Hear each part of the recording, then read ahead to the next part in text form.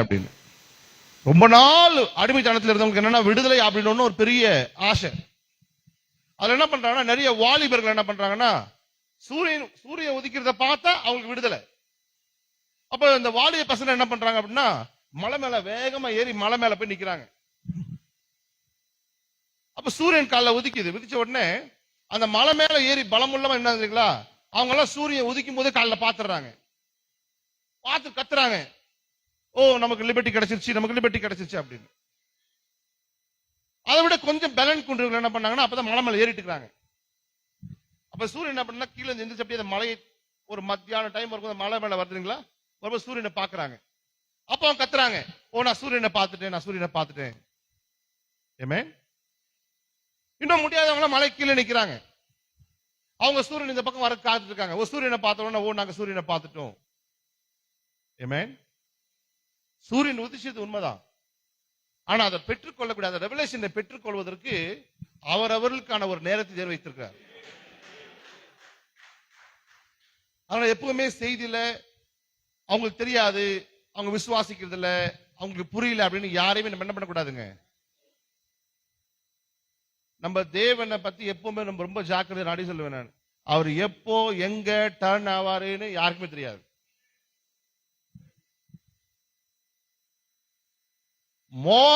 மோபிய பெண்கள் ஒருத்தியும் இஸ்ரேல் ராஜ்யத்துக்கு வரக்கூடாதுன்னு சொன்னவர் அவர் தான். ஆனா ரூத் வரும்போது அமைதியா இருப்பாரு. புரியுதுங்களா? சில இடத்துல ரொம்ப அமைதியா இருப்பாரு. அல்லேலூயா. ஓய்வு நாட்கள்ல ஒரு ஆடு மாடு கீழே விழுந்தா கூட அவங்களை கொன்று போன்னு சொன்னவரு அவருடைய சீசர்கள் பயிரை கொய்து சாப்பிடும் போது அதுக்கு ஒரு விளக்கத்தை கொடுப்பாரு, தாவீது விளக்கத்தை கொடுப்பாரு, அதுக்கு ஒரு பாயிண்ட் வச்சிருப்பாரு. அதனால எப்பவுமே நம்ம என்ன பண்ணாருன்னா எந்த சூழ்நிலைகளையும் யாரையுமே இவர்கள் கைவிடப்பட்டவர்கள், இவங்க முடிச்சு போயிட்டாங்க அப்படின்னு ஒரு முடிவு நம்ம வரக்கூடாது. ஆமென். அந்தந்த காலத்துல அந்தந்த நேரத்துல தேவன் யாருக்கு வெளிப்பட சித்தமா இருக்கிறாரோ, எவன் மேல் இரக்கமாக சித்தமா இருக்கிறோம் அவன் மேல் இரக்கமாக இருப்பேன், எவன் மேல் உருக்கமாக சித்தமா இருக்கிறோம் அவன் மேல் உருக்கமாய் இருப்பேன். ஆமென். அப்ப இந்த இடத்துல நீ பார்க்கும்போது நாம் நேரடியா வெளிப்படுத்த விஷயத்துக்கு வந்துடுறோம். நம்ம 7ஆம் முத்திரைன்னு 7 முத்திரை நம்ம நேரடியாக என்ன பண்றோம்னா வெளிப்படுத்த விஷயத்துக்கு வந்து புத்தகத்தை வாங்கியது, புத்தகத்தை கொண்டு வந்தது, புத்தகத்தை திறந்தது, இந்த காரியங்களுக்கு தான் பேசுமே தவிர எப்பவுமே எல்லா காரியங்களுக்கும் நம்ம ஆதியில போகணும்னு அர்த்ததரிசி. எந்த ஒரு காரியத்துக்குமே ஒரு ஆதி இருக்கு. ஆமென். அப்ப நம்ம புக்கு இந்த 7 முத்திரை பத்தி பேசணும் இல்லைங்களா, இந்த புக்கை நம்ம வெளிப்படுத்த விஷயத்துல பாக்குறோம். ஆக்சுவலா இந்த புக்கு எங்க இருந்துச்சு ஃபர்ஸ்ட்? ஆமென். ஆதியாகமத்துல இந்த புத்தகம் இருந்துச்சு. ஆதியாகமம் அது ஆதாமுடைய கையில் இருந்துச்சு. அதுக்கப்புறம் ஆதாம் பாவம் செஞ்ச உடனே அது அவன்கிட்ட இருந்து போயிடுச்சு. திருப்பி அந்த புக் நமக்கு வருது. நம்ம இதை ஒரு புக்காவே கற்பனை பண்ணிட்டு இருக்கோம். ஆதாம் அப்படி நம்மள மாதிரி காரணியா காலேஜுக்கு போற மாதிரி ஆதாம் அப்படியே போகும்போது ஒரு புக்கை கையில பிடிச்சிட்டு போறாரு. ஏதாச்சும் உடனே புக்கு திறந்து பார்த்துட்டு இங்க என்ன பேசணும், உடனே அதை புக்கு திறந்து பார்த்துட்டு மாடுட்ட என்ன பேசணும் அப்படின்னு. என் கூட ஒரு ஜப்பனீஸ் ஃப்ரெண்ட் இருந்தான், கூட படிச்சுட்டு இருந்தான். அவன் கடைக்கு போனா கூட டிக்ஷனரி வச்சுட்டே இருப்பான். அவங்க இங்கிலீஷ் தெரியாது. வெங்காயம் வாங்கணும்னு வச்சுங்களேன், உடனே டிக்ஷனரி தந்துருவான். அந்த வெங்காயம் போட்டு ஒனியன் போட்டிருக்கோம், அவன் சொல்லுவான் ஒனியன் அப்படின்னுவான். அவங்களுக்கெல்லாம் ஜப்பனீஸ் கிளாஸ் இங்கிலீஷ் தெரியாது அவங்களுக்கு. அந்த மாதிரி ஏதோ ஆதாம் வந்து ஒரு கையை புக்கு வச்சுட்டு போன மாதிரி நம்ம நினைச்சிட்டு இருக்கோம். ஆக்சுவலா அப்படி கிடையாது. ஆக்சுவலா அந்த புக்கு ஆதாமுக்குள்ள இருந்ததே ஆதாமுக்கு தெரியாது. ஆமென். அந்த புக்கை தேவன் எப்போ ஆதாமுக்குள்ள வச்சாருன்னே ஆதாமுக்கு தெரியாது. அல்லேலூயா. எல்லாருக்குமே தேவன் ஆதாமுக்கு அயர்ந்த நித்திரையை கொண்டு வந்தார். அவர் தான் ஃபர்ஸ்ட் அனஸ்தீசியஸ்ட், அவர் தான் ஃபர்ஸ்ட் சர்ஜன், அவர் தான் எல்லாமே. ஆதாமுக்கு அயர்ந்த நித்திரையை கொண்டு வந்து அவனுக்குள்ளாக இருந்து ஒரு பாகத்தை எடுத்து ஏவாளாக வெளியே கொண்டு வந்தார்ன்றது மட்டும் தான் தெரியும். ஆமென். ஆனா அங்கிருந்து எடுத்த இடத்துல வேற ஒண்ணு வச்சு மூடுறாரு. அந்த இடத்தை நீ நல்லா கவனிச்சீங்கன்னா பழைய ஏற்பாட்டுல விலை மதிக்க முடியாத பொருட்கள் எல்லாவற்றையுமே என்ன பண்ணுவாங்க அப்படின்னா மண்பாண்டங்களுக்குள் மறைச்சு வைப்பாங்க. அவங்களுடைய நகைகள், சொத்துக்கள், காகித பொருள்கள் எல்லாவற்றையுமே மண்பாண்டங்கள், பெரிய பெரிய மண்பாண்டங்களை உண்டாக்கி அந்த மண்பாண்டங்களுக்குள் வச்சு அதை மூடி மண்ணுக்குள்ள புதைச்சிருவாங்க. ஆமென். எரேமியாவுடைய புத்தகத்தை நீங்க அதை வாசிக்கலாம் இல்லையா? அந்த டைட்டில் டீட் என்ன பண்றாங்க, அவங்க அந்த மண்பாண்டத்துக்குள்ள அவங்க ஸ்லேவரியில போகும்போது அதை உள்ள வச்சுட்டு போறாங்க. ஆமென்.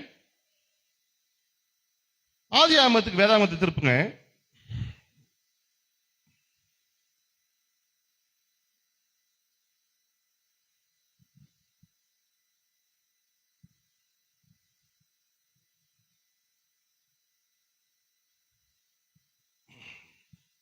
தேவன் எல்லாவற்றையும் உண்டாக்கிய பிற்பாடு, ஆமென், எஸ், நல்லா கவனிக்கணும் நீங்க. Genesis 1 is not a creation. Yes, brother. Genesis 1 is the reformation. ஆதியாகமம் 1ஆம் அதிகாரத்தில் தேவன் எல்லாவற்றையும் சிருஷ்டிக்கவில்லை, தேவன் எல்லாவற்றையும் மறுசீரமைக்கிறார். தீர்க்கதரிசி சொல்றாரு, ஆதியாகமம் 1ஆம் அதிகாரம் 1ஆம் வசனத்துக்கும் ஆதியாகமம் 1ஆம் அதிகாரம் 2ஆம் வசனத்துக்கும் இடையிலே கோடிக்கணக்கான வருஷங்கள் வித்தியாசம் இருக்குது. ஆமென். ஆதியிலே தேவன் வானத்தையும் பூமியையும் எப்போ 6000 வருஷத்துக்கு முன்பாகவா? 6000 வருஷத்துக்கு முன்பாக தேவன் சிருஷ்டித்தாரா? இப்படி சொன்னோம் அப்படின்னா 2 நிமிஷத்துல சயின்ஸ் நம்ம பைபிள்ல ப்ரூவ் பண்ணிடுவாங்க. ஏன்னா அவங்கள்ட்ட இருக்கிற எவிடன்ஸ் எல்லாம் பார்க்கும்போது கோடிக்கணக்கான லட்சக்கணக்கான வருஷ பழைய காரியங்கள் எல்லாம் அவங்ககிட்ட இருக்கு. அப்ப தீர்க்கதரிசி சொல்ற அந்த கொஸ்டின் ஆன்சர்ல ஆதியாகமம் 1ஆம் அதிகாரத்துல ஆதியிலே தேவன் வானத்தையும் பூமியை உண்டாக்கினார். எப்போ யாருக்குமே தெரியாது. எத்தனை லட்சம் வருஷங்களுக்கு முன்பாக, எத்தனை கோடி வருஷங்களுக்கு முன்பாக யாருக்குமே. பூமியானது ஒழுங்கின்மையும் வெறுமையுமா இருந்தது. 1ஆம் அதிகாரம் 1ஆம் வருஷத்துக்கு 2ஆம் வருஷத்துக்கு பாத்தீங்கன்னாக்கா எப்பவுமே தேவன் எதையுமே ஒழுங்கு இல்லாம உண்டாக்குறது கிடையாது. தேவன் இஸ் a perfectionist. அவர் எதை செய்தாலும் பரிபூர்ணமாக செய்வார். அப்ப தேவன் பூமியை உண்டாக்கி இருப்பாரையானால் அந்த பூமி ஒழுங்கின்மையா எப்ப மாறுச்சு? ஒரு காலத்துல அது ஒழுங்குள்ள பூமியா இருந்திருக்கு, அது ஒழுங்கில்லாத வெறுமையான பூமியாக மாற்றப்பட்டுச்சு. ஆமென். அது எப்போ என்ன அப்படின்றத நம்ம பார்க்கலாம். அதுக்கு இப்ப நம்ம நேரம் கிடையாது. அது ஒரு யுகம். அந்த காலத்துல தான் டைனோசர்ஸ், மேமூத் எல்லாமே வாழ்ந்த காலங்கள். அந்த யுகத்துல தான் லூசிபர் இந்த பூமியின் மேல் அதிபதியாக இருந்த காலம். புரியுதா உங்களுக்கு? அவன் என்ன பண்ணானா, தேவன் உண்டாக்கிய எல்லாவற்றையுமே தாறுமாறாக்கி எல்லாமே ஹைபிரிடேஷன்ல கொண்டு வந்து இந்த பூமியை தாறுமாறாக்கும் போதுதான் தேவன் அந்த இடத்துல ஒரு ஐஸ் ஏஜை கொண்டு வந்து இந்த பூமியை பனியினால் மூடினார். எத்தனை பேருக்கு புரியுதுங்க? இந்த பூமி பனியினால் மூடப்பட்டு ஒழுங்கின்மையும் வெறுமையுமாய் இருந்தது. ஜலம் இருந்தது, ஜலத்தின் மேல் ஆவியானவர் அசைவாடி கொண்டிருந்தார். அல்லேலூயா. அதுக்கு அப்புறமா 2ஆம் வசனத்திலிருந்து நீங்க பாத்தீங்க அப்படின்னா ஃபர்ஸ்ட் காரியம் உண்டாவது, தேவன் வெளிச்சம் உண்டாக்கிறது என்றால் வெளிச்சம் உண்டாயிற்று. அல்லேலூயா. அது சூரியன் கிடையாது, சூரியன் அப்புறமா உண்டாக்கப்படுது. நமக்கு எல்லாருக்குமே தெரியும் இந்த வெளிச்சம் இஸ் a logos. இது என்னதுங்க? லோகாஸ். யோவான் 1ஆம் அதிகாரத்தில் போட்டிருக்கும், அவர் மூலமாக அவருக்காக சகலமும் உண்டாக்கப்பட்டது. இருக்குங்களா? அவருக்காக, அவர் மூலமாக, அந்த வெளிச்சம் அவரே. அந்த வெளிச்சம் யார்? அப்போ இயேசு கிறிஸ்து. அந்த லோகாஸ் மூலியமாக தான் எல்லாமே உண்டாக்கப்பட்டுச்சு. அப்ப அந்த இடத்துல என்ன பண்ணுச்சுனாக்கா, அந்த வெளிச்சம் எல்லாவற்றையும் ரிஃபார்மேஷன் பண்ணுச்சு. அப்ப தேவன் எல்லாவற்றையுமே நல்லது நல்லது நல்லது சொல்றாரு. 26ஆம் வசனத்துல நீங்க பாத்தீங்கன்னாக்கா,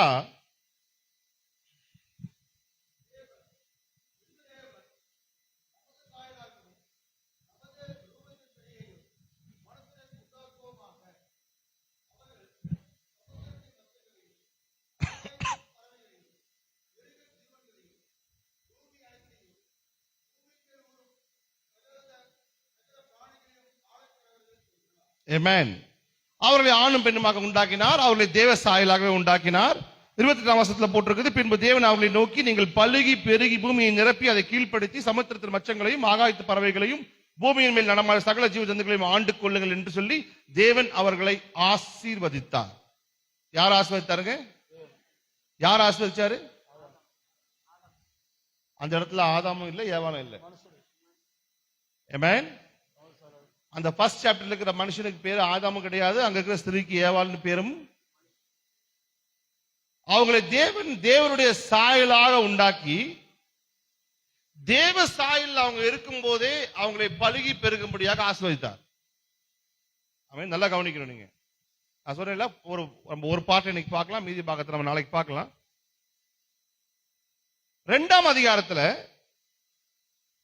வாசிங்க, 5ஆம் வசனம்.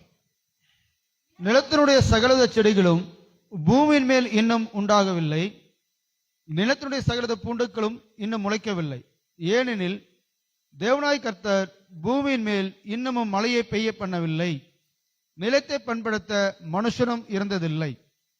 1ஆம் அதிகாரத்தில் உண்டாக்கப்பட்ட மனுஷன் பூமியை பண்படுத்தவோ பூமியில வேலை செய்யறதுக்கு உண்டாக்கப்பட்ட மனுஷன் கிடையாது. 1ஆம் அதிகாரத்தில் உண்டாக்கப்பட்ட மனுஷன் பூமியை ஆள பிறந்த மனுஷன்.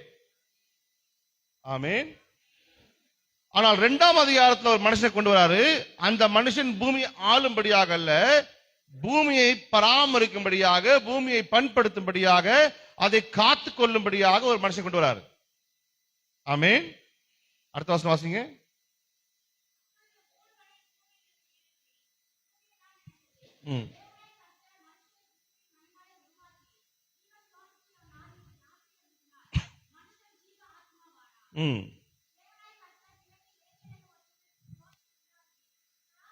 தான் உருவாக்கின, தான் சிருஷ்டித்த மனுஷன் கிடையாது. தான் உருவாக்கின மனுஷனை ஏதேன் தோட்டத்தை கொண்டு போய் வைக்கிறார். எதுக்காக வைக்கிறார் பாருங்க.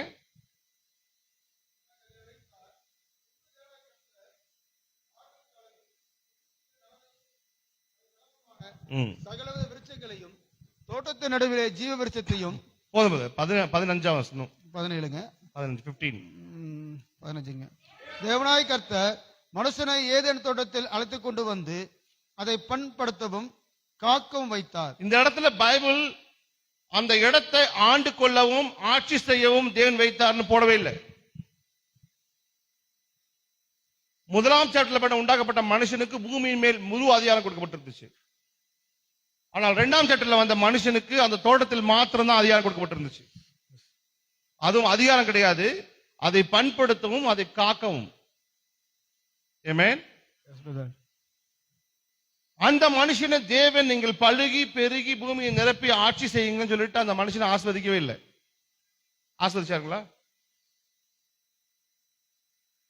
அப்படி லாஸ்ட் மாதிரி பார்க்க கூடாது. ஆமானா ஆமா சொல்லுங்க, இல்ல எனக்கு டைம் ரொம்ப கம்மியா இருக்கு எனக்கு. அந்த மனுஷன் சொன்னாரு, இவங்களை பார்த்து நீங்க பழுகி பெருகி பூமியை நிரப்பி ஆட்சி செய்யுங்கன்னு சொன்னாரா? அந்த ஆட்சி செய்யும் அதிகாரத்தை யார்கிட்ட கொடுக்கலங்க? ஆதாமுக்கு அந்த ஆசீர்வாதத்தை கொடுக்கப்படவில்லை. அவங்கள பூமியை பண்படுத்திக்கவும் பூமியை பாதுகாக்கவும் ஏதேன் தோட்டத்தில் வச்சிருக்காரு.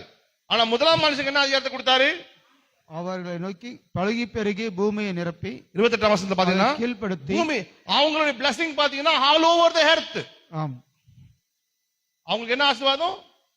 ஆண்டுகள் பூமி முழுவதையும். ஆனா ஆதாமுக்கு என்ன கொடுத்தாரு? ஏதேன் தோட்டம். அவங்களை உண்டாக்குறதுக்கு அப்புறமா ஏவாளை அவன் ஆதாமுடைய பசரத்தை உண்டாக்கி கொண்டு வந்துட்டு அங்க அவர் சொன்னாருங்களா, நீங்க 2 பேருமே பழுகி பெருகி பூமியை நிரப்பி இந்த பூமியை ஆண்டு கொள்ளுங்க சொன்னாரா? சொன்னாருங்களா?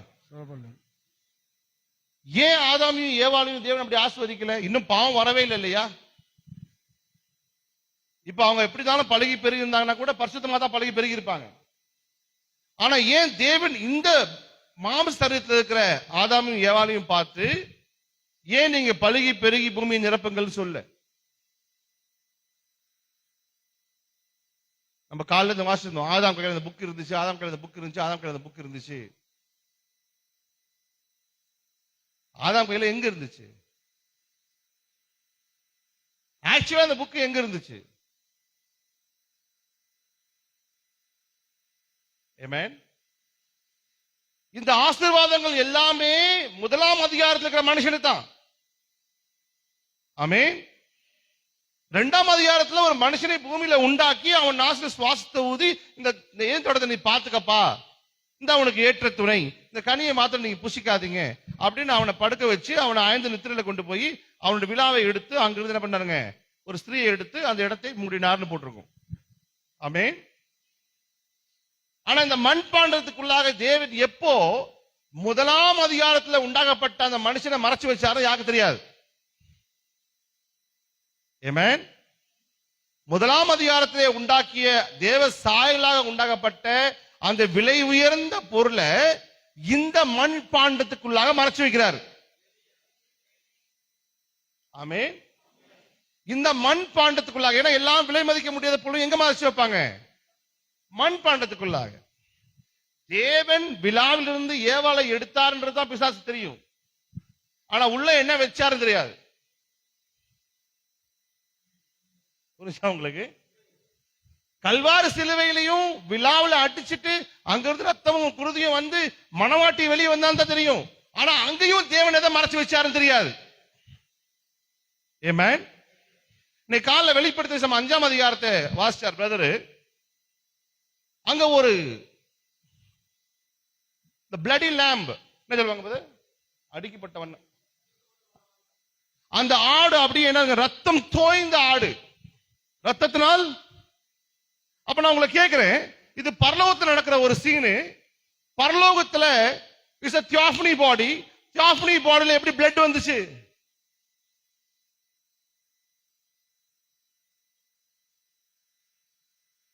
இது எங்க நடக்கிற சீன்? இது பரலோகத்தில் நடக்கிற சீனு. ஆட்டுக்குட்டியானவர் வராரு, புரியுதுங்களா?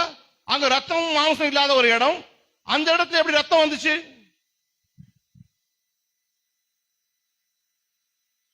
ஆக்சுவலா யோவான் பார்க்கும்போது அது ஒரு தரிசனம். புரியுதா உங்களுக்கு? தேவன் அதை ஒரு தரிசனமா தான் காட்டுறாரு. அப்ப இந்த இடத்துல நீங்க பார்க்கும்போது அந்த ஆட்டுக்குட்டியானவர் அந்த புஸ்தகத்தை எடுக்கிறதுக்கு யோகியமா இருக்கிறாரு. அல்லேலூயா. அந்த புஸ்தகம் ஏதோ ஒரு இடத்துல மறைத்து வைக்கப்பட்டது. சொல்றாரு, ஆதாம் விழுந்து போன பிற்பாடு அந்த புஸ்தகத்தை பிசாசனுடைய டர்ட்டி ஹேண்ட்ஸ், அவனுடைய பரிசுத்தமில்லாத கரங்கள் அந்த புஸ்தகத்தை தொடுவதற்கு முன்பதாகவே தேவன் அந்த புஸ்தகத்தை எடுத்துட்டு போயிட்டாரு. அப்ப நம்ம உடனே ஒரு இமேஜினேஷன்ல போயிடுறோம். அப்படியே நானு அங்க ஒரு புக் இருக்குது, அப்படியே தேவன் வந்து என்ன பண்ணாரு, புக் கொண்டு போய் என்ன பண்ணாரு, புக்கை கொண்டு போய் அப்படியே பரலோகத்தில் என்ன பண்ணாரு, புக்கை வச்சுட்டாரு. Actually it is not a book. அது ஒரு புத்தகமாக வடிவமைக்கப்பட்ட நமக்கு காண்பிக்கப்படுகிறது. ஆக்சுவலா அது ஒரு புக்கு கிடையாது. அல்லேலூயா. வெளிப்படுத்தும் 5ஆம் அதிகாரத்திலே ஆட்டுக்குட்டியானவர் அந்த புஸ்தகத்தை எடுக்கிறார். யாருமே அதுக்கு தகுதி இல்லாத இருக்கிறாங்க. ஆட்டுக்குட்டியானவர் அந்த புஸ்தகத்தை எடுக்கிறாரு. அந்த புஸ்தகம் பூமியில உடைக்கப்படவில்லை, அந்த புஸ்தகம் பரலோகத்திலேயே உடைக்கப்பட்டு பூமிக்கு கொண்டு வரப்படுகிறது. அந்த புஸ்தகம் பூமிக்கு வரும்போது திறக்கப்பட்ட புஸ்தகமா தான் வருது. அப்ப ஒரு காரியம் கிளியர் ஆயிடுச்சு, என்னன்னாக்கா அந்த புஸ்தகத்தை ஓபன் பண்ணவே கிடையாது.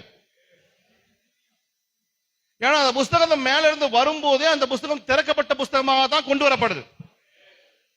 அல்லேலூயா.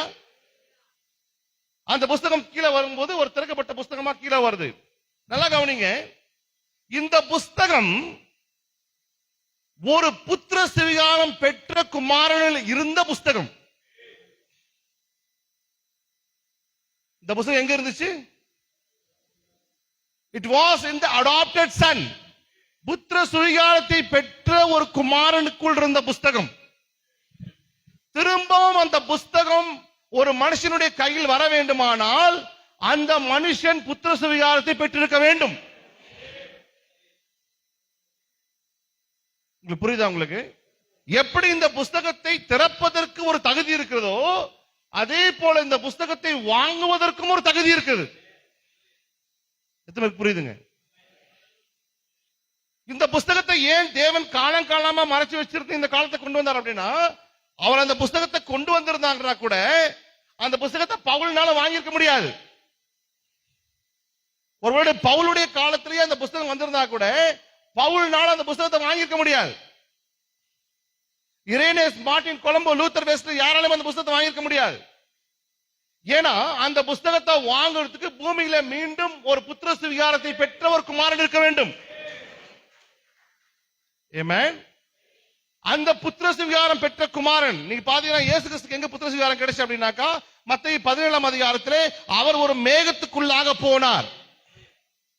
அவர் ஒரு மேகத்துக்குள்ளாக போகும்போது அந்த மேகத்துக்குள்ளாக அவருடைய முகம் என்ன பண்ணுச்சு?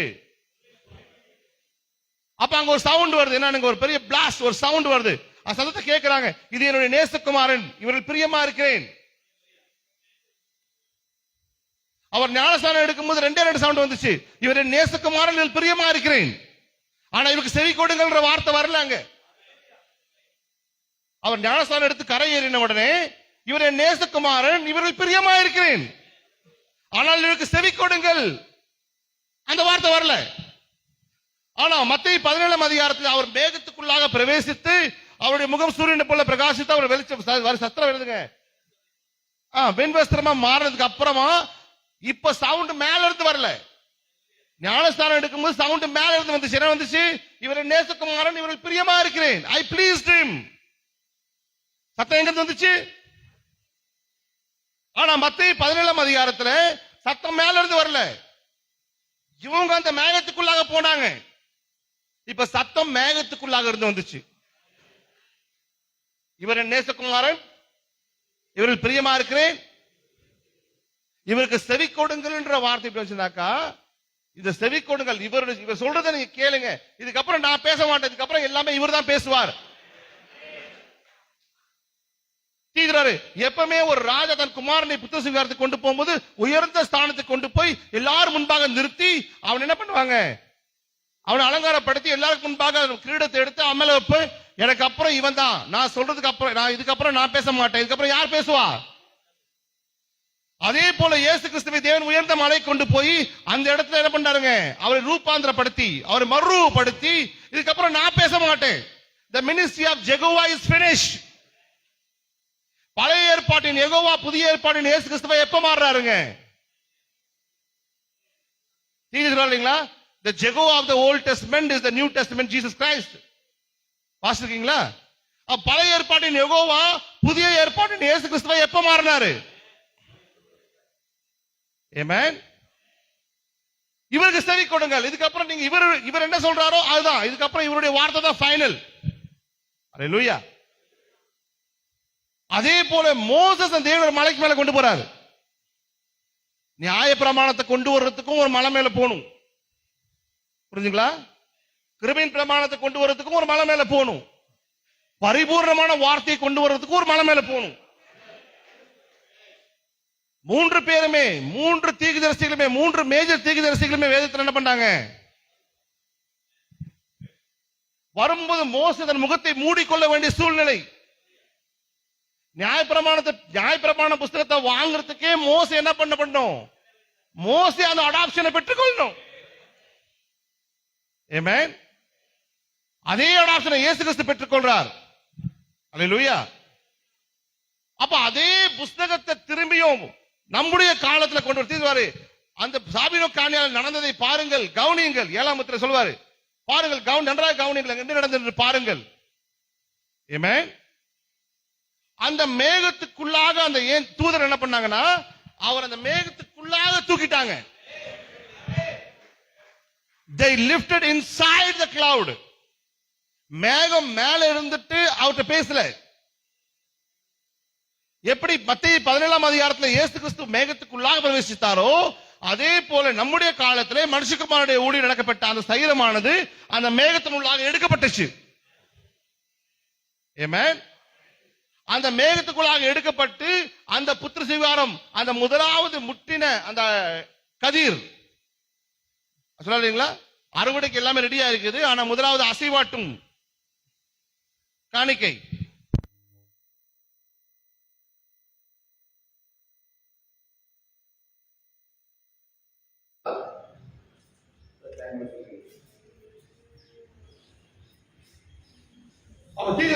அந்த மேகத்தை என்ன பண்ணாது? அவங்களுடைய மேலே விட்டார்கள். தூதரின் பார்வை எல்லாரும் வித்தியாசமாக இருந்தால் அந்த இடத்துல தான் நாம் விசுவாசிக்கிறோம். அந்த புத்திர ஆமென். இன்னொரு சின்ன காரணம் சொல்றேன். மோசே அந்த புத்தகத்தை வாங்க மேல போகும்போது மழையில எத்தனை நாள் காத்திருந்தாங்க? 6 நாள். 6 நாள் காத்துட்டு இருந்துட்டு 7ஆம் நாள் மேகத்திலிருந்து தேவன் மோசையை கூப்பிட்டார். ஆமென். எத்தனை பேர் இந்த செய்தி இருக்கிறவங்களுக்கு தெரியும் தெரியாது எனக்கு. இந்த மேகமானது February 28 வந்துச்சு. வந்துச்சுங்களா? தீர்க்கதரிசி மேகத்துக்குள்ள எங்க போனாரு?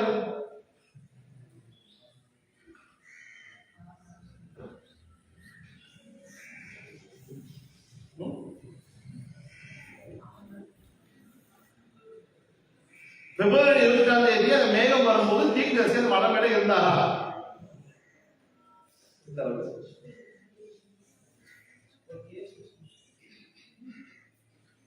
இதை நீங்க அப்படி சொன்னீங்கன்னா இன்னைக்கு நிறைய பேர் இந்த செய்தியில இந்த செய்தியில 10 வருஷம் 20 வருஷம் 30 வருஷம் இருந்தவங்க எல்லாம் இன்னைக்கு தீர்க்கதரிசியுடைய ஊழியத்தை தவறா அவதூறா பேசிட்டு போயிட்டு இருக்காங்க. அது ஒரு பெரிய குரூப் இருக்கு மெசேஜ்ல. 33 வருஷமா இந்த செய்தியில பாஸ்டா இருந்த ஒரு அமெரிக்கன்லாம் அவங்க எல்லாம் செய்தி விட்டு போயிட்டாங்க. இது ஒரு பெரிய இதா இருக்கு. இதை தெரிஞ்சுக்கொள்வது ரொம்ப அவசியம். ஆமென். அந்த நாள் தீர்க்கதரிசி அப்ப அந்த வேட்டையாடுவதற்கு யாரையுமே அனுமதிக்கவே இல்லைங்க. அது அனுமதி இல்லாத காலம். அந்த நாள் தீர்க்கதரிசி கோர்ட்ல ஒரு சகோதரனுக்காக வழக்காடி கொண்டிருக்கிறார். அதற்கான ப்ரூஃப் இருக்கு. அப்ப அவங்க சொல்லுவாங்க தீர்க்கதரிசி இல்லவே இல்லை, போய் தீர்க்கதரிசி சொல்லுவாங்க. அப்படின்னு என்ன சொல்றீங்க? நீங்க என்ன சொல்றீங்க? அப்படியா பிரதர், எனக்கு தெரியலையே, நீங்க சொல்றதுதான் கரெக்ட். எல்லாவற்றிற்கும் வேதத்துல பதில் இருக்கு. அப்ப நீங்க சொல்லணும், நியாயப்பிரமாணத்தை பெற்றுக் கொண்ட மோசையே மலையின் மேல் ஏறி போய் 6 நாள் காத்து கொண்டிருந்தார். 7ஆம் நாள் மேல் சுத்தம் வந்துறானுங்க, மேகத்துக்குள்ளாக வா. அதே போல தீர்க்கதரிசி மார்ச் 6ஆம் தேதி அவருடைய காட்டுக்குள்ள போறதுக்கு அந்த ரிஜிஸ்டர்ல சைன் பண்ணிட்டு மேல போறாரு. போகும்போது அந்த மேகம் அவருக்காக காத்துக் கொண்டிருந்தது. நாம் செய்தது தெளிவா இல்லை அப்படின்னா இந்த காலத்துல கூடு பணம் தெரிஞ்சுக்கப்பட்டவங்க வஞ்சிக்கத்தக்கதாக பெரிய காலம் செய்வாங்க. அவங்க இந்த காரியங்கள்லாம் கொண்டு வந்து பேசுவாங்க. அப்படிங்கன்னா நீங்க ஒவ்வொரு நமக்கு இதெல்லாம் தெரியலையே.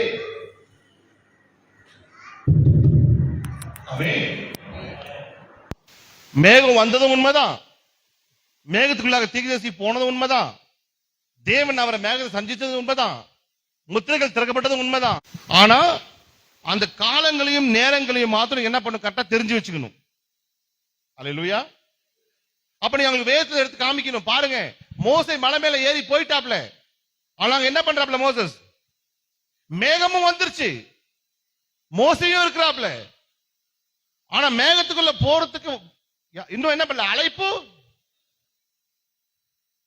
அந்த மேகத்துக்குள்ளாக இருந்த அழைப்பு வந்த உடனே மோசஸ் மேகத்துக்குள்ள போறாரு. அதுதான் அந்த நியாயப்பிரமாணத்துக்கு கொண்டு வந்த காரியம். ஆமென். அப்ப நம்முடைய தீர்க்கதரிசியும் அந்த மேகத்துக்குள்ளாக பிரவேசித்தார்.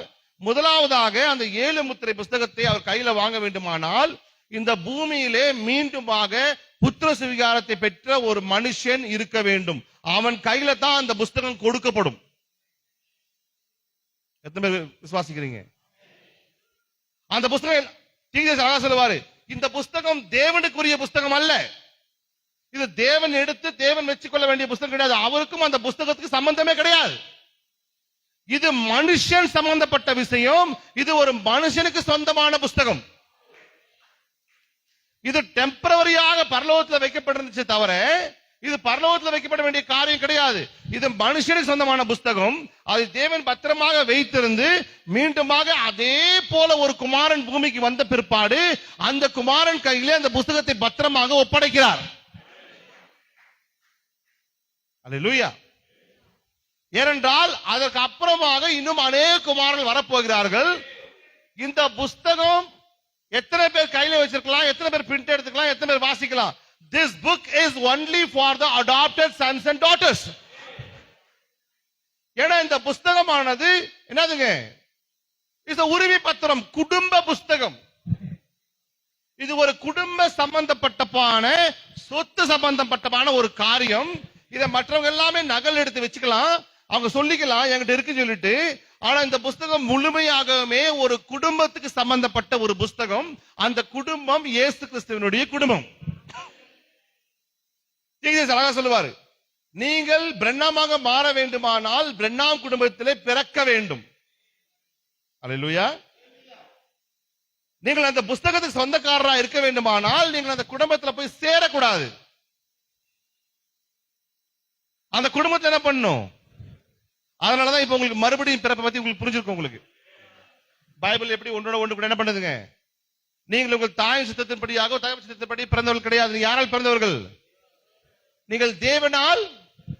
அதனாலதான் பைபிள் ரொம்ப அழகா போட்டிருக்கும், தேவனால் பிறந்தவன் பாவம் செய்யான். அங்க தேவன் ரெண்டா பிரிக்கிறாரு. தேவனால் பிறந்தவன், பிசாசினால் பிறந்தவன். அவன் பிசாசினால் உண்டானவன் பைபிள்ல போட்டிருக்குது, இவன் தேவனால் பிறந்தவன் பைபிள்ல போட்டிருக்குது. ரெண்டு காரியமே இருக்குது. அப்ப தேவனால் பிறந்தவன் பாவம் செய்யான், அப்ப தேவனால் பிறவாதவன். அல்லேலூயா. புரியுதுங்க? அப்போ இந்த அதிகாரத்தை தேவன் யாருக்கு கொடுத்திருந்தாரோ, முதலாம் அதிகாரத்தினுடைய மனுஷன், அவன்கிட்ட அதிகாரம் கொடுக்கப்பட்டு பழுகி பெருகுமான எல்லா காரியங்களும் கொடுக்கப்பட்டு, அந்த முதலாம் அதிகாரத்தில் இருந்த மனுஷன் என்ன பண்றாருன்னா, தேவன் இரண்டாம் அதிகாரத்துக்குள்ள இருக்கிற மண் பாண்டத்துக்குள்ள மறைச்சு வைக்கிறார். அந்த விலை உயர்ந்த எங்க விலை உயர்ந்த பொருள் இருக்குதோ அங்க திருட வருவான் இல்லைங்களா? இந்த மண் பாண்டத்துக்குள்ளாக இந்த பெரிய ஆசீர்வாதம் இருக்குன்னு தெரிஞ்சுதான் அதை எடுக்க யார் வர்றதுங்க? ஏன்னா இந்த பூமியை ஆட்சி பண்ணிட்டு இருந்தது யாரு? அவ்வளோ காலம் ஆட்சி பண்ணிட்டு இருந்தவன் கையில டக்குன்னு ராஜ்யத்தை புடுங்கி ஒரு குமாரன் கையில கொடுத்து அவன் சும்மா இருப்பானா? இந்த பூமியினுடைய ஆட்சி பண்ணிட்டு இருந்தது யாரு? லூசிபர். அவன் கையில இருந்து ராஜ்யத்தை பிடுங்கி திடீர்னு ஒரு குமாரனை உண்டாக்கி இன்னத்தை நீ வச்சுக்கப்பா அப்படின்னா அவன் சும்மா இருப்பானா? அவன் என்ன பண்ணணும்? இப்போ எப்படியாவது அந்த ராஜ்யத்தை திரும்ப பிடிக்கணும். அல்லேலூயா. நல்லா ஞாபகம் வச்சுங்க, ராஜ்யத்தை பிடுங்கணும் அப்படின்னா அந்த ராஜாவினுடைய மனைவியை எடுத்துட்டாக்கா ராஜ்யமும் போயிடும். மனைவியும் ராஜ்யமும் ஒன்னோட ஒண்ணு இணைஞ்சிருக்குது. நீங்க வாசிக்கும் போது தாவீதுடைய ஆட்சியை பிடிக்கும் போது அப்சலோம் என்ன பண்ணுவாங்க? எல்லாருக்கும் முன்பாக திறந்த வெளியில தாவீதுடைய மனைவிகளோடு கூட அப்சலோம் பிரவேசிட்டானா அது என்ன அடையாளம்னாக்கா, அந்த ராஜ்யத்தை என்ன பண்ணிட்டான்? அவனுடைய மனைவியை அவன் எடுத்துக்கொண்டானால் அவன் ராஜ்யத்தையும் எடுத்துக்கொண்டான் அர்த்தம். இப்ப ஆதாமுக்கு இருந்து அவன் என்னத்தை எடுக்கணும்? ராஜ்யத்தை எடுக்கணும். அதுக்கு அவன் தேர்ந்து கொண்ட பாகம் என்ன? ஏவாள் தப்பு பண்ணா, ஏவாள் விழுந்து போனா, ஆனா தேவன் அந்த காரியத்துக்காக ஏன் ஆதாம்கிட்ட இருந்து அதிகாரத்தை எடுத்தாரு? சரி, தேவன் அதிகாரத்தை எடுத்தாரு, அதிகாரம் ஏன் பிசாசு கைக்கு போச்சு? திருப்பி அவன் ஏன் ரூல்ஸ் வந்துட்டான்? குமாரன் விழுந்து போயிட்டான், பிசாசு தான் ஏற்கனவே பிசாசு எழுந்து ராஜ்யத்தை பிடுங்கியாச்சு. அப்ப தேவன் வந்து ராஜ்யத்தை கையில் எடுத்துக்கலாம் இல்லையா? எப்படி திரும்பவும் பூமிக்கு பிசாசு அதிபதியா மாறிட்டான்? கேள்வி வருதுங்களா இல்லைங்களா? வருதா இல்லையா? ஏவாள் விழுந்து போன உடனே ஆதாம் என்ன போயிருச்சுங்க? இப்ப திருப்பி அதே கேள்வி திருப்பி கேளுங்க. இப்ப திருப்பி ராஜ்யம் வரணும் அப்படின்னா யார் ஃபர்ஸ்ட் வரணும்? மணவாட்டி வராம ராஜ்யம் வர முடியாது. ராஜ்யம் வரணும் அப்படின்னா முதலாவது தன் மனைவியை மீட்டு கொண்டு வரணும். மனைவியை மீட்டு கொண்டு வந்தா ராஜ்யம் வரும். ஆமே. மணவாட்டி வராம 1000 வருஷம் சாட்சி பூமியில் இருக்க முடியாது. ஃபர்ஸ்ட் மனைவியை மீட்கணும். மனைவியை மீட்டா ஆட்சி ஆட்டோமேட்டிக்கா என்ன வரும்? அல்லேலூயா. அப்ப பிசாசுடைய ஒரே நோக்கம் என்ன அப்படின்னா, ஆதாமுக்குள் மறைத்து வைக்கப்பட்டிருக்க அந்த காரியத்தை கொள்ளையாட வேண்டும். அந்த மண்பாண்டத்துக்குள்ள இருக்கிற பெரிய காரியத்தை என்ன பண்ணும்? கொள்ளையாடணும்.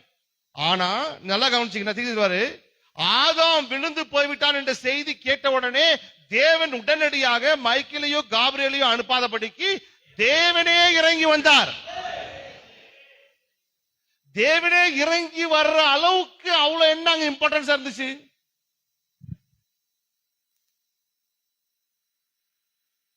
தேவனே இறங்கி வரணும் அப்படின்னா அப்ப அந்த இடத்துல ஏதோ ஒரு முக்கியமான காரியம் இருந்ததுனாலதான் அவர் அவ்வளவு துரிதமா என்ன பண்றாரு. வந்த உடனே ஆதாமுக்குள்ள இருந்த அந்த காரியம் எப்பொழுது எடுக்கப்பட்டுச்சு, எங்க எடுக்கப்பட்டுச்சுன்னு பைபிள்ல எங்கேயும் போட கிடையாது.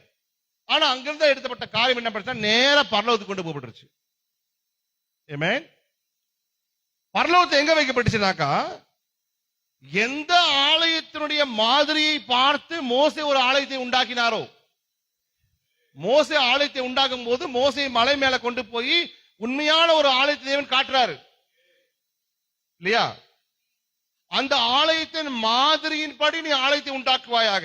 அப்ப எங்கேயோ ஒரு இடத்துல நிரந்தரமான ஒரு ஆலயம் இருக்கு. ஆமென். அதுதான் ஒரிஜினல் ஆலயம். அந்த மாதிரி உன்னால உண்டாக்க முடியாது. ஆனா அந்த மாதிரி ஒரு டெம்பரரியா என்ன பண்ணு, உண்டாக்கு. அல்லேலூயா. அப்போ டெம்பரரியா ஒரு ஆலயம் இங்க இருக்கு அப்படின்னா அதை பார்த்து உண்டாக்கணும். அதனுடைய masterpiece original blueprint எங்கேயும் என்ன பண்ணுதுங்க.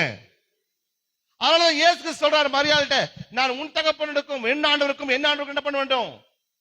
நான் ஏன் ரத்தத்தை அவர் ஏன் இங்கே எருசலேமிலே ஏன் அவர் மகா பரிசுத்த தலத்துல போய் ரத்தத்தை தெளிக்கல. அந்த ரத்தத்தை எடுத்துட்டு அவர் எங்க போக வேண்டியதா இருந்துச்சு. அந்த மகா பரிசுத்த எங்க இருக்குங்க.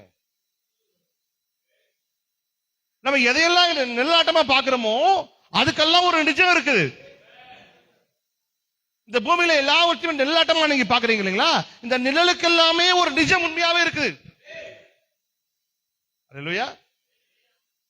ஆபிரகாம் பாசுறாரு, இதோ உன்னுடைய ஜெனரேஷன் மணலத்தனையாக வானத்து நட்சத்திரங்களை போல மாற்றுவேன். நம்ம என்ன நினைச்சிரோம், வானத்து நட்சத்திரங்கள்லாம் வானத்து நட்சத்திரம் எப்படி கொச்ச கொச்ச கொச்ச கொச்சன்னு இருக்குதோ அந்த மாதிரி அவருடைய பிள்ளைகள் கொச்ச கொச்ச கொச்ச கொச்சன்னு இருப்பாங்க. வேதத்தை வாசிக்கும் போது தியானம் வாசிக்கணும். வானத்து நட்சத்திரங்களை போல உண்டாக்குவேன், மணலை போல உண்டாக்குவேன். அவர் ரெண்டு பாடியை குறித்து பேசுறாரு. ஆமென். நான் நட்சத்திரங்களை பெயர் சொல்லி அழைக்கிறேன். எந்த நட்சத்திரங்களை பெயர் சொல்லி அழைக்கிறாரு. நட்சத்திரங்களை பெயர் சொல்லி அழைக்கணும் அப்படின்னா அந்த நட்சத்திரங்கள் யாரு. விடிய காலத்து நட்சத்திரங்கள் எல்லாம் அதெல்லாம் யாரு. இப்போ நீங்க பாத்தீங்கன்னா ஒரு இந்து ஆலயத்துக்கு போனீங்கன்னா உங்களுக்கு ஒரு பிறந்த நாளோ ஒரு நல்ல நாளோ வந்துச்சுன்னா அங்க போய் ஒரு அர்ச்சனை பண்ணணும்னா அவங்க பேரை கேட்க மாட்டாங்க. உன் நட்சத்திரம் என்ன சொல்லுவாங்க. உங்க நட்சத்திரத்துக்கு அவங்க அர்ச்சனை பண்ணாங்கன்னா அந்த நட்சத்திரத்தில் இருக்கிற அந்த காரியங்கள் உங்க மேல வரும். அவங்களுக்கே தெரியும் உங்களுக்கு ஒரு நட்சத்திரம் ரெப்ரசன்டேஷன் இருக்குன்னு. நீங்க பூமியில் இருக்கிறீங்க, ஆக்சுவலா உங்களுக்காக பரலோகத்துல ஒரு நட்சத்திரம் ரெப்ரசன்டேஷன் இருக்குது. உங்களுக்காக பரலோகத்துல ஒரு நிரந்தரமான நட்சத்திரம் இருக்குது. தேவன் எப்பொழுதுமே உங்களை பார்க்கிறது கிடையாது. நம்மளை எப்பவுமே தேவன சரீரத்தில் பார்க்கிறது கிடையாது. தேவன் எப்பொழுதுமே நம்முடைய பரிபூர்ணமான பாகம் ஒன்று இருக்கு இல்லைங்களாங்க. ஏன்னா தேவன் பாவத்தை பார்க்க கூடாத சுத்த கண்டன். இன்னைக்கு இந்த வேளையில தேவன் உங்களை என்னையும் பார்க்கும் போது நம்மள இந்த மாதிரி ஒரு சரீரத்துல இந்த மாதிரி ஒரு கோலத்துல அவர் பார்க்க விரும்பவே இல்லை. நம்மளுடைய ஒரு பரிபூர்ணமான ஒரு ஃபேமிலி போட்டோ, ஃபேமிலி ஆல்பம், ஒரு ஃபேமிலி ஆல்பம் அவர் முன்னால இருக்குது. அந்த ஃபேமிலி ஆல்பத்துல you are perfect, I am perfect, everyone is perfect. Paul சொல்றாரு, நாம் உன்னத ஸ்தானங்களில் உட்கார்ந்து கொண்டிருக்கிறோமே. அல்லேலூயா. இன்னைக்கு கால சகோதரன் அருமையா சொல்றாரு, நாம் இப்பண்டமா இருக்கிறோம், அவர் வெளிப்படுவது எம்மனமா இருப்போமோ அவர் இருப்பதை போல நாமும். நான் எப்பவுமே உதாரணம் கொடுப்பேன். ஒரு கோழி என்ன பண்ணுனா அந்த முட்டையெல்லாம் வச்சுட்டு அதுக்கு முட்டை மேல போய் உட்காந்துக்கும் அவக்கு அடை காக்கிறதுக்கு. நாங்க சின்ன பசங்க என்ன பண்ணோம், அந்த கோழி தூக்கி விசில் அடிச்சிருவோம். விசில் அடிச்சு ஜன சாத்திரம் வச்சுங்களேன், அது அங்க சுத்தி இங்க விடாந்துரும். திருப்பி தூக்கி வெளியே போட்டுருவோம், அது அங்க சுத்தி இங்க வந்துடும். அதுக்கு என்னதான் சாப்பாடு போட்டாலும் சரி, என்னதான் போட்டாலும் சரி, அந்த முட்டையை விட்டு அது போவாது. சுத்தி சுத்தி அந்த முட்டை மேல உட்காந்துக்கும். அது ஒண்ணுமே செய்யாது, அந்த முட்டை மேல சும்மா உட்காந்துக்கும். எந்த கான்ட்ராக்டும் கிடையாது, எந்த ராக்கெட் சயின்ஸும் கிடையாது. அந்த முட்டை மேல உட்கார்ந்திக்கும் கொஞ்ச நாள். ஆனா அந்த இந்த கோழி முட்டை மேல உட்கார்றதுனால அந்த முட்டைக்குள்ள பரிமாணங்கள் மாற்றம் ஏற்படும். அதுல இருக்கிற ஜீவன் வளர ஆரம்பிக்கும். அது ஒரு என்ன பண்ணாங்க, ஒரு ரூபத்துக்கு வரும். வந்து அது வளர்ச்சி அடைஞ்ச உடனே இந்த தாய் கோழி போய் அந்த முட்டையை கொத்தி நீ பரிபூர்ணம் ஆயிட்டியா அப்படின்னு கேட்காது. புரிஞ்சுங்களா? ஆண்டவரே என்ன ராப்சர்ல எடுத்துட்டு போயிரும். ஆண்டவரே அவர் எடுத்துட்டு போக மாட்டார் ராப்சர்ல. அவர் முட்டையை கொத்திட்டாருன்னா முட்டை அழுகி போயிடும். புரியுதுங்களா? இன்னைக்கு சாயந்தரம் நான் தூங்கி கொண்டிருக்கும் போது ஒருவேளை எடுத்துக்கொள்ளப்பட்டிருக்குமானால் ஆண்டவர் எடுத்து அவர் என்ன உங்களை கிட்னாப் பண்ணியா கல்யாணம் பண்ண போறாரு? இல்ல கூட்டிட்டு ஓடி போய் திட்டு கல்யாணம் பண்ண போறாரா? ரெபெக்கா அவ இஷ்டப்பட்டு போனா ஐசக் கூட்டு போனாரு. ஆண்டவரே ஒருவேளை இன்று ராத்திரியில் எடுத்துக்கொள்ளப்படுதல் இருக்குமானால் என்னை எடுத்துக்கொண்டு போய்விடும். எதுக்குள்ள தூக்கிட்டு போகணும்? ஏமே அப்படி திருட்டு கல்யாணம் பண்ணணும் அவருக்கு அவசியமோ? இந்த தாய் கோழி சும்மா அப்படி உட்கார்ந்துட்டு இருக்கும். இந்த கோழி உள்ள அந்த முட்டையில இருக்கு இல்லைங்களா, அது தன் பரிபூர்ணத்துக்கு வந்த உடனே அதனால உள்ள இருக்க முடியாது, இடம் பத்தாது. ஏமே அது என்ன பண்ணா உள்ள வந்து கொத்த ஆரம்பிக்கும்.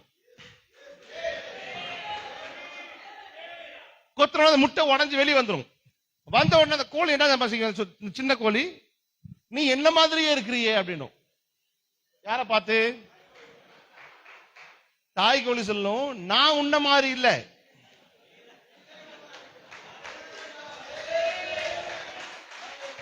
நான் உன்ன மாதிரி இல்லம்மா, நீதான் என்ன மாதிரி இருக்கிற. அவர் வெளிப்படும் போது நாம் அவர் இருக்கிற வண்ணமாகவே இருப்போம். ரோமர் 8ஆம் அதிகாரத்தை நாம் வாசிக்கும் போது அவர் தன் குமாரனுடைய சாயலுக்கு நம்மை ஒப்பாக்கும்படியாக நம்மை முன்குறித்திருக்கிறார். எவனை நீதிமானாக்கி இருக்கிறாரோ அவனை பரிசுத்தமாக்கி இருக்கிறார். எவனை பரிசுத்தமாக்கி இருக்கிறாரோ அவன் எதுக்காக? அவன் தன் குமாரனுடைய சாயலை நம்ம உண்டாக்கும்படியாக. எதுவரைக்குமாக உங்களையும் என்னையும் அவர் தன் குமாரனுடைய சாயலை கொண்டு போய் நிறுத்தலையோ அது வரைக்கும் தேவன் ஓய மாட்டார். நீங்க இதை விசுவாசாலும் சரி விசுவாசிக்காட்டும் சரி, உங்களுடைய அவிசுவாசம் அவருடைய ரிடெம்ஷன் பிளானை நிறுத்த முடியாது. ஆமென். இல்ல நான் ஆக மாட்டேன், நான் அப்படியே அந்த கோழி மேல உட்கார்ந்துதான் இருக்கும். அந்த கோழி மேல உட்கார்ந்துதான் இருக்கும். அந்த கோழி உங்களை அந்த முட்டையிலிருந்து வெளியே வராம என்ன பண்ணாது. ஆமென். ஆதி ஆகமத்தில் எப்படி ஒழுங்கின்மையான ஒழுங்கில்லாத ஒரு பூமியின் மேல் ஆவியானவர் அசைவாடி கொண்டிருந்தாரோ, எது மட்டுமாக அந்த பூமியை ஒழுங்குள்ளதாக மாற்றும் மட்டுமாக அவர் அசைவாடி கொண்டிருந்தார். It's a parousia of God. தேவனுடைய சமூகம். எந்த சமூகம் ஆபிரகாம் சாராவுடைய கூடாரத்திலே அவர்கள் மூடி இருக்கும் போது அந்த அந்த நாட்டிற்குள்ளாக அவருடைய சைரங்கள் மாற்றப்பட்டுச்சோ, 3 பேர் வந்தாங்க, 2 பேர் போயிட்டாங்க. ஆனா 3ஆம் நபர் போறதுக்கு முன்னால அவருடைய சமூகத்தை அந்த வீட்டில் விட்டு போனார். அந்த பரோஷியா ஆபிரகாம் சாராவினுடைய சரீரத்தை, எந்த சமூகத்தை ரூத் சொல்றா, உன் போர்வை என் மேல் விரியும், உன் போர்வை என் மேல் விரியும். என்ன அர்த்தம்? உங்களுடைய சமூகம் என் மேல் மூடப்படட்டும். எந்த சமூகம் மூடப்பட்டுச்சோ, எந்த மேகம் இயேசு கிறிஸ்துவை மூடிச்சோ, அதே மேகம் நம்மேல் மூடப்பட்டிருக்குது. நீங்க விரும்பினாலும் சரி விரும்பாட்டும் சரி, அந்த மேகம் அதனுடைய வேலையை கரெக்டா செய்யும். நீங்க 7 வெளிப்பட்டு பிரசங்கம் பண்ணாலும் சரி, நீங்க 7 வெளிப்பாடு பிரசங்கம் பண்ணாலும் சரி, நீங்க மீட்டிங் வந்தாலும் சரி, நீங்க மீட்டிங் வராட்டும் சரி, அந்த மேகம் உங்களை அந்த பரிபூர்ணத்துக்கு கொண்டு போகிற வரைக்கும் அந்த மேகம் இங்க இருந்து போகாது. ஆமென். சொல்வாரு, ஆதியாகமத்திலே அவள் அவனுக்குள் மறைக்கப்பட்டிருந்தால், ஆனால் வெளிப்படுத்தும் விஷயத்திலே அவன் அவளுக்குள் மறைக்கப்பட்டிருக்கிறான். ஆமென். இப்பொழுது தேவன் எங்க மறைக்கப்பட்டிருக்கிறாருங்க? தேவன் இறங்கி வந்துட்டார். தேவன் எங்க இருக்கிறார்? தேவன் எங்க இருக்கிறார்? ஆமென். அப்ப எப்படி ஒரு மண்பாண்டத்துக்குள்ளாக ஒரு பயங்கரமான பொக்கிஷம் மறைக்கப்பட்டிருந்துச்சோ, அதே போல இந்த மண்பாண்டங்களுக்குள்ளாக ஒரு பொக்கிஷம் மறைக்கப்பட்டிருக்குது.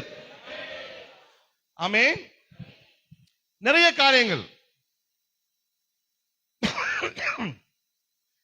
ஒரு கேள்வி கேட்கிறாங்க,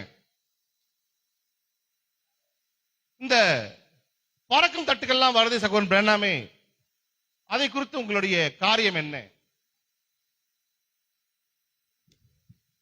அதுக்கு என்ன பதில் கொடுக்க சொன்னாலும் என்ன பதில் கொடுக்காருங்க?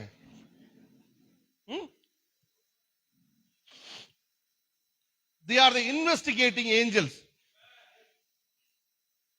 எல்லாத்தையும் சும்மா அப்படி அப்படியே இன்ட் கொடுத்துட்டு போறேன், நீங்க அப்படியே கவர் அப் பண்ணிட்டு வாங்க. அப்போ எதுக்காக இந்த பூமியில ஒரு இன்வெஸ்டிகேட்டிங் ஏஞ்சல்ஸ் வரணும்? அது ஒரு கேள்வி. இன்னொரு கேள்வி கேட்கிறாங்க, பரலோக ராஜ்யம் எப்ப கொண்டு வருவீர்? அப்போ பரலோக ராஜ்யம் it will not come in the observation. பரலோக ராஜ்யம் என்பது வெளிப்படையாய் வராது, ஆனால் பரலோக ராஜ்யம் உங்களுக்குள். எந்த ராஜ்யம் உங்களுக்குள்ளாக இருக்குது? ராஜ்யம் என்பது அதிகாரம். ஆமென். இப்ப நான் ஆதியாகமம் 1ஆம் அதிகாரத்துல சொன்னேன், அந்த அதிகாரம் ஒரு ராஜ்யம். தேவனுடைய ராஜ்யம் ஆதியாகமம் 1ஆம் அதிகாரத்துல இருந்துச்சு. அந்த ராஜ்யம் ஒரு மனுஷங்களாக வைக்கப்பட்டுச்சு. இயேசு கிறிஸ்து மறைமுகமா சொல்றாரு, பரலோக ராஜ்யம் பிரத்யட்சமாய் வராது, பரலோக ராஜ்யம் உங்களுக்குள் இருக்கிறதே.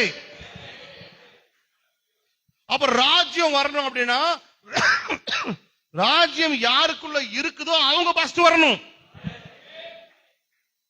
ஆமென். ராஜ்யம் யாருக்குள் மறைத்து வைக்கப்பட்டிருக்குதோ அந்த ஜனங்கள் வெளிப்படுவது தான் ராஜ்யம் வெளிப்படுவது. எங்களுக்கு ஜெபம் செய்ய கத்துக் கொடுங்க ஆண்டவரே. பரமண்டலத்தில் இருக்கிற எங்கள் பிதாவே, உம்முடைய நாமம் பரிசுத்தப்படுவதாக, உம்முடைய ராஜ்யம் வருவதாக. நமக்கு தெரியாமையே நம்ம ஜெபம் பண்ணிட்டு இருக்கிறோம். என்ன சொல்றோம் நம்ம? ராஜ்யம் எங்கிருந்து வர வேண்டியது இல்லப்பா, ராஜ்யம் உனக்குள்ளதான் இருக்கு. நீ வர்றதுதான் என் ராஜ்யம். நீ பூமியில வெளிப்படுவதாக பூமி காத்துக் கொண்டிருக்குது. நீ இந்த ராஜ்யத்துக்குள் வரும்போது, நீ வெளிப்படும் போது அந்த இடத்துல, அந்த நகரத்துல, அந்த சிட்டியில அது என்னுடைய ராஜ்யம். ஒரு கால பூமி மேலும் ஒரு காலம் என்ன பண்றாங்க? அதிகாரம் சொல்றாரு, இந்த புத்தகத்தை நான் வாங்கிட்டேன், பூமி மேல சகல அதிகாரம் எனக்கு கொடுக்கப்பட்டிருக்குது, கடல் மேல எனக்கு சகல அதிகாரம் கொடுக்கப்பட்டிருக்குது. தீர்க்கிறாரு. ஒண்ணும் இல்லாத ஒரு காட்டு பிரதேசத்துக்கு கூட்டு போய், ஆபிரகாம கூட்டு, வயசான மனுஷனை கூட்டு போய் இத நட, ஒண்ணு இல்லாத ஒரு வறண்டு சுத்தி பார்த்தா ஒண்ணுமே, ஒரு வயசான மனுஷனை கூட்டு பாவம் நட, சுற்றி சுற்றி திரி, உன் காலடி மிதிக்கும் இடமெல்லாம் உன் சந்ததி சொந்தமாகும். ஆச்சு, அந்த தேசத்தை அவர் மிதிக்க வேண்டியது அவசியமா இருந்துச்சு. ஏன்னா ஆபிரகாமுக்குள்ளாகத்தான் அந்த முழு என்ன பண்ணுங்க, முழு குடும்பமும் அடக்கப்பட்டிருக்குது. அல்லேலூயா. அவன் காலடி வைக்கும் போது அந்த இடம் சொந்தமாகுது. அப்ப பலமுள்ள தூதருக்குள்ளாகத்தான் நீங்களும் நானும் இருப்போமானால், அவருடைய கால் பூமி மேல் வைக்கப்படும் போது நீங்களும் அந்த பூமியை சுதந்திரிச்சு கொள்றீங்க. அவருடைய கால் சமுத்திரத்தில் மேல் வைக்கப்படும் போது நீங்களும் சமுத்திரத்தை சொந்தமாயிட்டீங்க. அது 1963 அவர் வந்திருந்தாலும் சரி, அப்புறம் பிறந்திருக்காம கூட இருக்கலாம், ஆனா அந்த சந்ததி வரும். அந்த சந்ததி, இந்த செய்தியை பத்தி உங்களுக்கு தெரியாது. இந்த செய்தி இந்தியாவுக்கு வரும்போது சைலண்டா வரல. இந்தியாவிலேயே ஒரு மாநகரத்துக்குள்ள வந்து நின்று இந்தியாவில் இருக்கிற எல்லா ரிலீஜியன் காரனையும் கூட கூட்டு உட்கார வச்சு, உங்களை யாருக்காவது தைரியம் இருந்தா, உங்களை யாருக்காவது தைரியம் இருந்தா இந்த பையனுடைய கண்ணை திறங்க, இந்தியாவில் இருக்கிற அத்தனை மதத்தரையும் கூட்டு உட்கார வச்சு, it's the Carmel showdown. Carmel பர்வதத்தில் நடந்துச்சோ அதுதான் இந்தியாவில் நடந்துச்சு. யாருமே முன் வரல.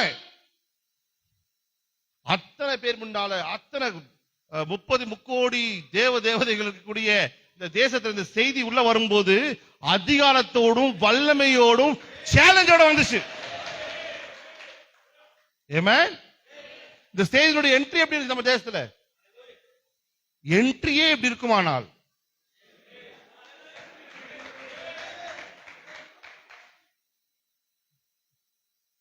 கிறிஸ்துவான மெசியா எங்கே பிறந்திருக்கிறார்? அந்த 3 அந்த இவங்க வந்துட்டு போனதுக்கு அப்புறம் பிலாத்து கூப்பிட்டு கேட்கிறான், அவர் எங்கே பிறந்திருப்பார்? ஆசாரியர்கள் எல்லாம் தேடி கண்டுபிடிக்கிறாங்க, அவர் பெத்லஹேமிலே பிறந்திருப்பார். யூதாவின் ராஜா பிறந்திருக்கிறான்ற செய்தி கேட்ட உடனே பிலாத்தினுடைய கை கால்கள் நடுங்க ஆரம்பிச்சிச்சு. இப்பதான் குழந்தை பிறந்திருக்குது. குழந்தை யூத சிங்கம், யூத ராஜா பிறந்தார்ன உடனே ரோம சாம்ராஜ்யம் ஆட்டம் வந்துருச்சு. அந்த குழந்தை பிறந்ததுக்கே யூத சாம்ராஜ்யம், ரோம சாம்ராஜ்யம் டான்ஸ் ஆடி இருக்குமே. ஆனால் அவர் ராஜா வரும்போது